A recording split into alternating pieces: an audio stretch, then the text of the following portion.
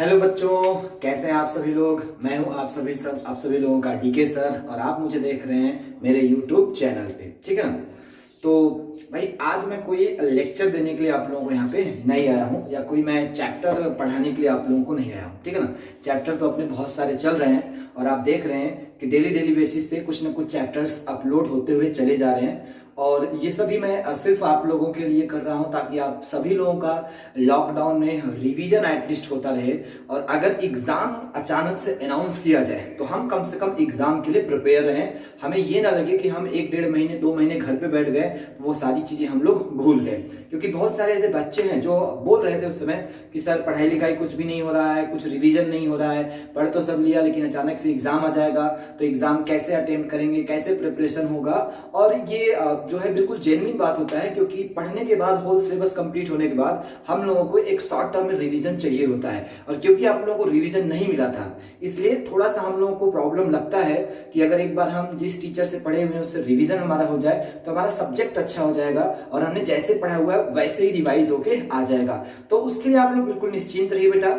ये एग्जाम का जो टेंशन था आप लोगों का वो हम लोगों ने अपने ऊपर लिया हुआ है और उसका रिवीजन आपको करा के मैं अपने चैनल के थ्रू आप सभी लोगों को दे रहा हूं। बट बहुत सारे आपके मन में क्वेश्चन है ना, बहुत सारे क्वेश्चन जिसका आंसर बहुत दिन से आप ढूंढ रहे हो और उसमें सबसे फेमस क्वेश्चन है ना, जैसे 2000 बाहुबली का जब मूवी आया था तो सबसे खतरनाक क्वेश्चन क्या था कि बाहुबली को कटप्पा ने क्यों मारा। ठीक है ना, या बाहुबली को किसने मारा ये भी था, बाहुबली को कटप्पा ने क्यों मारा ये भी था हमारे पास।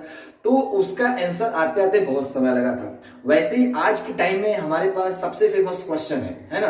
पहला फेमस क्वेश्चन ये है कि भाई नीट का एग्जाम कब होगा। ठीक है, ये बहुत इंपॉर्टेंट क्वेश्चन है। जो भी नीट के बच्चे हैं जो प्रिपरेशन कर रहे हैं या जेईई मेंस के जो बच्चे हैं जो एग्जाम का प्रिपरेशन कर रहे हैं, क्योंकि लॉकडाउन अभी कब तक रहेगा ये कोई कंफर्म केस नहीं है। बट ठीक है, अगर लॉकडाउन हटता भी है बेटा तो ऐसा नहीं कि तुरंत से एग्जाम हो जाएगा आपका। मान लो लॉकडाउन अगर हटता है, अभी मान लो कुछ दिन के लिए लॉकडाउन हो सकता है और एक्सटेंड हो, ये हम लोगों को कोई आइडिया नहीं है, बट वो भी जल्द क्लियर हो जाएगा। तो अगर लॉकडाउन एक्सटेंड होगा तो लॉकडाउन एक्सटेंड होते होते भी मई मंथ आई थिंक तो चला ही जाएगा। अगर मई मंथ आपका जाता है तो 1 महीने लग जाएगा एग्जाम कंडक्ट करवाने के प्रिपरेशन में। मतलब जुलाई से पहले तो एग्जाम होने का चांस हम लोगों को नहीं लग रहा है। बाकी अभी कोई ऐसा किसी के पास इसका आंसर नहीं है कि नीट का एग्जाम कब होगा। ये तो पहला क्वेश्चन है ना। तो आप ये मान के चलिए श्योर शॉट कि जुलाई या जुलाई ऑनवर्ड के बाद आपका हो सकता है एग्जाम हो, जहां तक ऐसा है। तो अब कुछ बच्चे क्या होते हैं, जैसे जो बच्चे पहले पढ़ते थे और उनको पता था 3rd में कोई एग्जाम होने वाला है, तो 3rd में कोई एग्जाम होने वाला है, अगर उनको ये मालूम होता है तो वो पढ़ाई लिखाई उस स्पीड से करते हैं। लेकिन अभी उनको एग्जाम का कोई डेट मालूम नहीं है तो वो क्या कर रहे हैं, पढ़ाई लिखाई अच्छे से नहीं कर रहे हैं। क्यों? क्योंकि उनको लगता है यार हमने तो एक बार पढ़ा हुआ है, एग्जाम का डेट अभी कब आने वाला है कब नहीं आने वाला है हमें मालूम नहीं है, तो अभी पढ़ लिख के क्या करेंगे। लेकिन आप ये तो सोचो, जो बच्चे उस समय पढ़ाई नहीं किए होंगे वो तो भगवान को दुआ कर रहे होंगे, वाह क्या टाइम मिल गया हमें, है ना।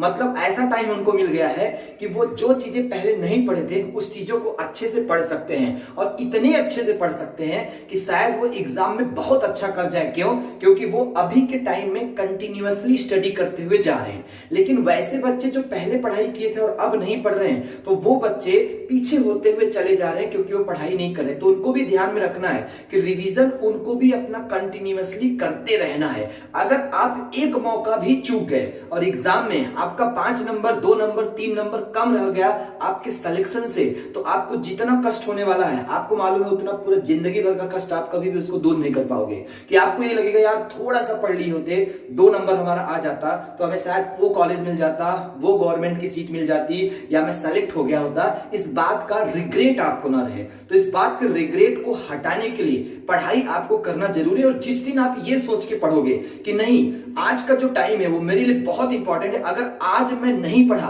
तो मैं अगले समय में कुछ बहुत सारे बच्चों से पीछे हो सकता हूं।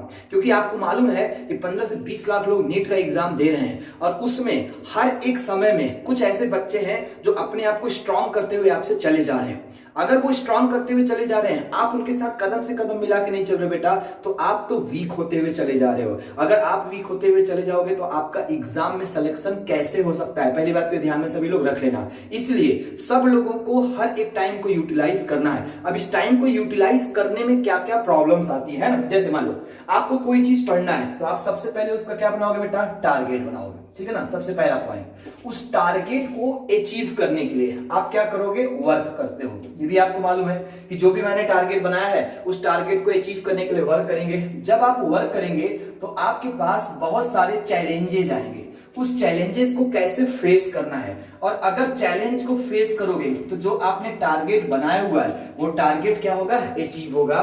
टारगेट हमने क्या बनाया हुआ है? नीट 2020, ये हमने टारगेट बनाया हुआ है कि जो नीट का एग्जाम है उसमें हमें अपीयर होना है और 100% सक्सेस रेट के साथ अपीयर होना है। अब यार ये देखो, मान लो आपने अगर टारगेट नीट 2020 बनाया हुआ है तो आप सभी को तो मालूम है ये टारगेट 30 लाख स्टूडेंट लोगों ने बनाया हुआ है। अगर 30 लाख स्टूडेंट लोगों ने इसको बनाया हुआ है तो आप सोचो 13 क्या, 13 से 20 के बीच में बोल रहा हूं, 14 15 ये वेरी करता रहता है, हमेशा आपको मालूम नंबर ऑफ स्टूडेंट्स। अगर स्टूडेंट्स वेरी कर रहे हैं तो सभी स्टूडेंट्स नीट 2020 के प्रिपरेशन में लगे हुए होंगे। आप ये सोचो सीट आपके पास बहुत ज्यादा है नहीं, अगर आप थोड़ा सा भी रिलैक्स होते हो तो आप वर्क नहीं कर पाओगे। और वर्क नहीं करना मतलब मान लो मैंने कोई वीडियो अपलोड किया और उस वीडियो को आप लोगों को देखना है, सॉल्व करना है, उससे रिलेटेड क्वेश्चन को देखना है। अगर आज आपने उस वीडियो को मिस किया और बाकी आपके साथी लोग देख लिए तो वो तो आपसे आगे निकल गए क्योंकि उन्होंने उन सारे क्वेश्चंस को अटेम्प्ट किया। और ये वर्क उसी को मैं बोल रहा हूं कि आपने वीडियो देखा, उससे रिलेटेड जो क्वेश्चन था वो क्वेश्चन सॉल्व किया, तो आपने वर्क को कंप्लीट किया। ले क्योंकि वर्क जब करेंगे तो आप इस समय इस वर्ड से जुड़े हुए हैं। कौन सा वर्ड बेटा? Digital word. और ये जो डिजिटल वर्ड से जुड़े हुए हैं इसमें चैलेंजेस क्या क्या आपके सामने आने वाले हैं, जरा ध्यान से देखना। पहला चैलेंज तो आपके सामने आने वाला है, बहुत सारे बच्चे हैं जो इस समय गेमिंग का भी जिनको शौक चढ़ गया है ना, क्योंकि आप बार बार स्मार्ट मोबाइल लेके देख रहे हो और पेरेंट्स से बोलते हो अरे पढ़ाई कर रहे हैं पापा, पढ़ाई कर रहे हैं। पढ़ाई आप नहीं कर रहे हो, कुछ और कर रहे हो। कुछ और क्या कर रहे हो?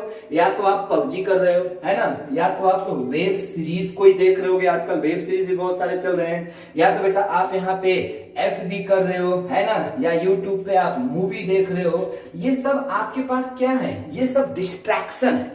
मतलब पबजी से आप डिस्ट्रैक्ट हो रहे हो, वेब सीरीज देख रहे हो, FB देख रहे हो, मूवी देख रहे हो, लेकिन आप वीडियो के बहाने सारी चीजें देख रहे हो कि वीडियो अपलोड हो रहा है। आपको इन सब चीजों से अवॉइड करना है। कुछ लोग तो ये भी लगेंगे यार बहुत दिन से बात नहीं करे हैं, चलो लॉकडाउन का टाइम मिला है तो बातें कर लेते हैं, है ना।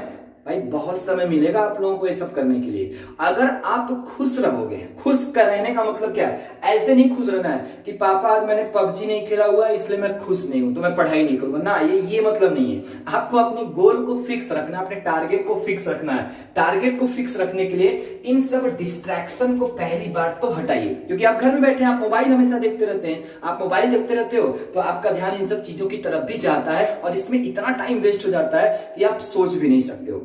तो खुश रहिए, खुश जब रहेंगे आपका दिमाग फ्रेश रहेगा तभी पढ़ाई आपकी अच्छे से हो पाएगी। और स्टूडेंट लाइफ में चाहिए कि आप घर में बैठे, आपको कुछ करना नहीं है, आपको बाहर नहीं जाना है, आपका घर का कोई काम नहीं करना है, इसमें बस बैठे रहिए घर में और पढ़ाई अच्छे से करते रहिए। इतना पढ़िए आप सभी लोग कि आपको एक बात का भी रिग्रेट ना हो कि मैंने ये पढ़ाई नहीं किया है ना। खुश रहिए सबसे ज्यादा, क्योंकि जब आप खुश रहेंगे तो आप यही सोचेंगे नहीं आज मैंने अच्छा काम किया, आज मेरा जो टारगेट था, आज मेरा जो गोल था वो मैंने अचीव किया। ऐसा नहीं है कि आप खुश रहेंगे और ये बोलेंगे कि आज मैं तेरे टुकड़े टुकड़े करके खा जाऊंगा। मतलब खुश रहेंगे तो ये किसी को बोल सकते हैं क्या? आप नहीं बोल सकते ना। आप खुश रहेंगे तो बोलेंगे नहीं मैं बहुत अच्छा हूं, चलो मैं तुम्हें पार्टी देता हूं, ये करता हूं, वो करता हूं। तो जब आप खुश होने का रीजन ढूंढेंगे तो आप खुश होना सीख जाएंगे। खुश होने का रीजन का मतलब एज ए नीट एस्पिरेंट जब हम नीट की तैयारी कर रहे हैं तो हमें खुश होने का सिर्फ एक ही तरीका ढूंढना है और वो है कि इस लॉकडाउन पीरियड में मेरा जो टाइम है वो स्टडी में यूटिलाइज हो रहा हो। अगर मेरा वो टाइम स्टडी में यूटिलाइज नहीं हो रहा है तो आप सभी लोगों को बेटा मालूम होता है कि आपके पेरेंट्स आपको किस कंडीशन में पढ़ा रहे थे, है ना।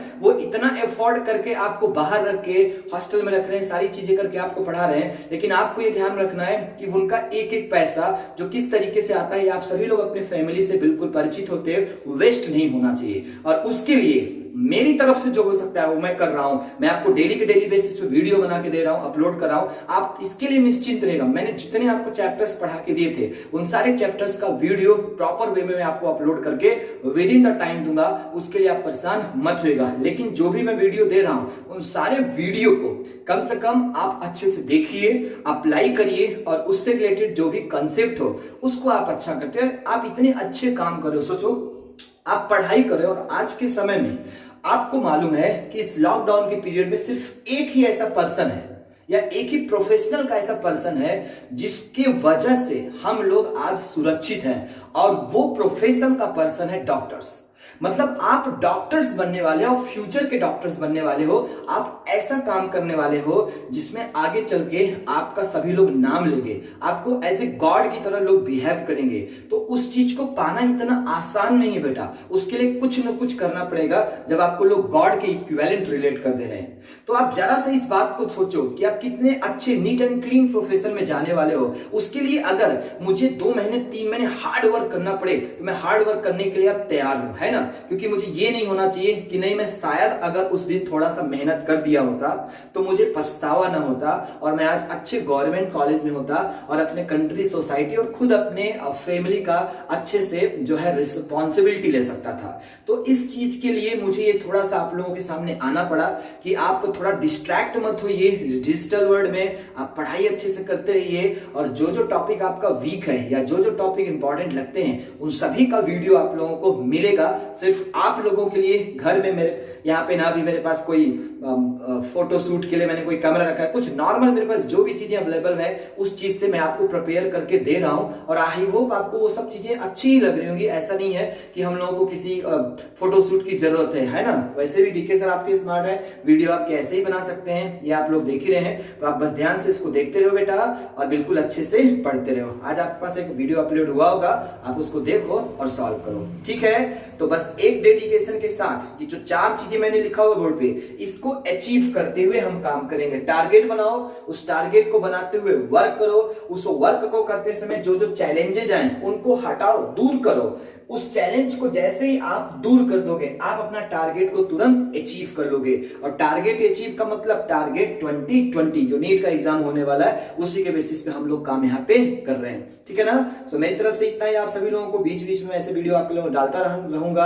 आप बस अपनी प्रिपरेशन अच्छे से करते रहिए, खुश रहिए, मस्त रहिए। मैंने बोला ना खुश रहना बहुत जरूरी है, नहीं खुश नहीं रहोगे तो पढ़ाई लिखाई भी नहीं होता है। तो खुश होते हुए अपने काम को करिए। आप अगर ऐसे ही काम करेंगे तो 100% आप सभी लोग सक्सेस होंगे, आपको कोई रोक नहीं सकता है, ठीक है बेटा। Thank you.